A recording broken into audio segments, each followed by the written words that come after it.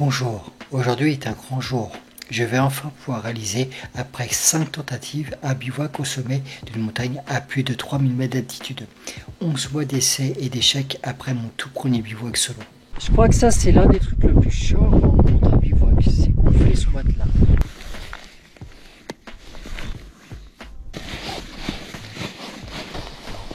Après 10 minutes d'effort, j'ai réussi à gonfler mon matelas à la fermeté qu'il me fallait. Fini la corvée. Vous allez vous demander pourquoi gonfler un matelas, pourquoi ne pas utiliser simplement ce truc là. Ce deuxième matelas en mousse sert à protéger mon matelas gonflable des pierres qui risquent de le percer. D'ailleurs, j'ai percé ce matelas gonflable une fois du côté où je mets le duvet et je l'ai réparé avec un kit proposé par le fabricant du matelas. En fait, votre corps génère de la chaleur qui est conservée par le duvet. Sauf que le duvet il est écrasé en dessous par votre poids de votre corps. Il faut limiter l'afflux de chaleur qu'il y a de votre corps au niveau du duvet. Il protège moins bien quand c'est écrasé. Donc on utilise le matelas pour limiter cette perte de chaleur. Et c'est grâce à un matelas spécifique qu'on peut éviter de perdre trop de chaleur et de passer une bonne nuit en température. Une chose, vous me demandez le sac. Pourquoi on utilise un sac? Là-dedans, il y a des fibres qui permettent d'isoler.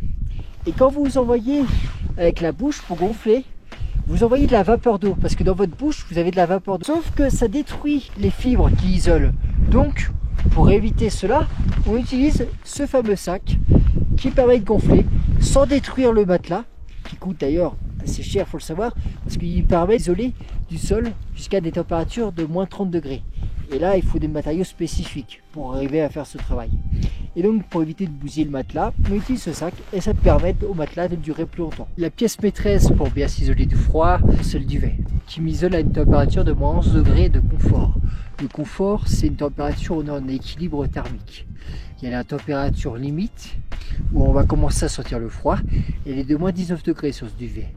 Et il y a la température extrême, c'est la température où on est en train de grelotter dans le duvet. Une température qu'il ne faut pas choisir comme température pour sectionner. La température qu'il faut sectionner, c'est la température de confort pour être en équilibre thermique et ne pas avoir d'hypothermie. Il est normé à moins 11, mais il faut savoir qu'il est très performant et qu'il arrive à garder en température de confort à une température de moins 19, qui est la température limite sur ce duvet.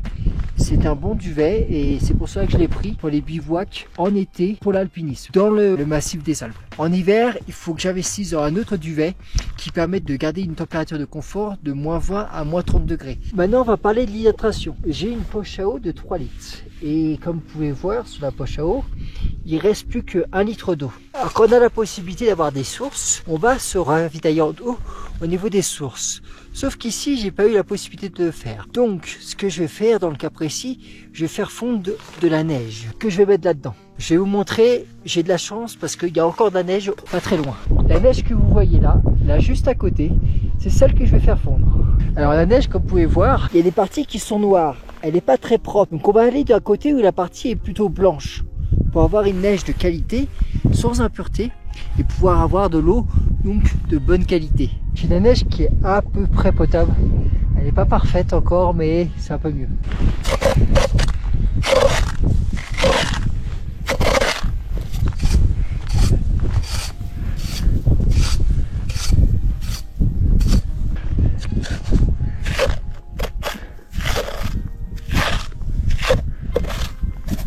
Donc voilà, j'ai récupéré ma neige. Après avoir fait passer la neige en état liquide, il y avait encore la présence d'impuretés noires.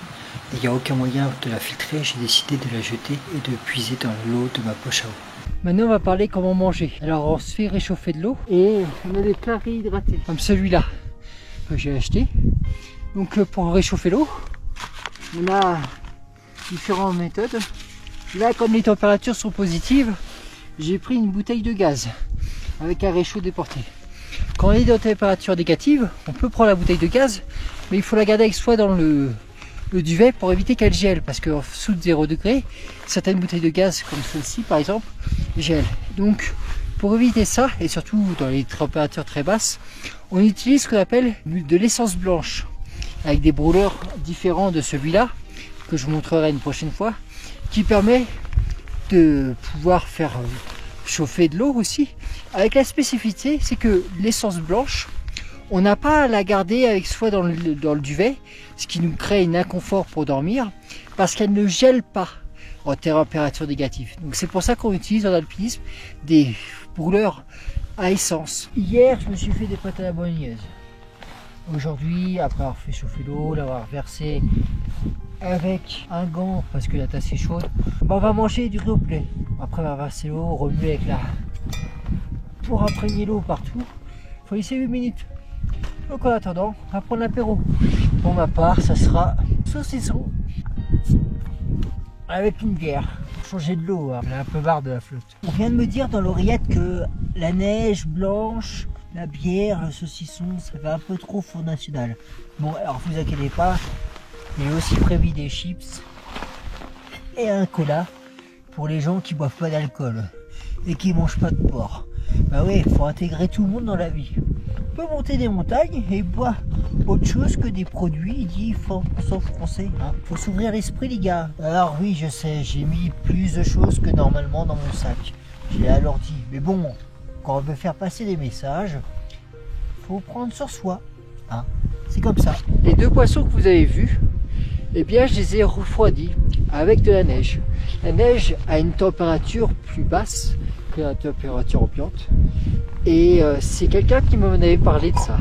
Joël, quand j'ai fait le GR20 la première fois en 2019, qui m'avait parlé de ça et qui avait fait ça avec sa compagne pour refroidir ses boissons. Donc je connaissais ce principe, mais je voulais en parler de cette personne parce que c'est elle qui m'a mis la puce à l'oreille à ce sujet pour refroidir les choses. Et là, je l'ai fait pour refroidir la bière que vous avez vue et aussi le coca, histoire que je prenne avec la bonne température. Il va être l'heure de dormir, alors je dors habillé comme vous pouvez le voir, les pieds aussi, j'ai mis des chaussettes, ça permet de garder la chaleur du corps en plus du duvet. Avant de dormir, je vais aussi remuer les pieds, le corps, pour pouvoir produire de la chaleur dans mon corps, et c'est cette chaleur que j'ai produite dans mon corps qui va me permettre de garder une température de confort adéquate. Sur ce, je vous souhaite une bonne nuit.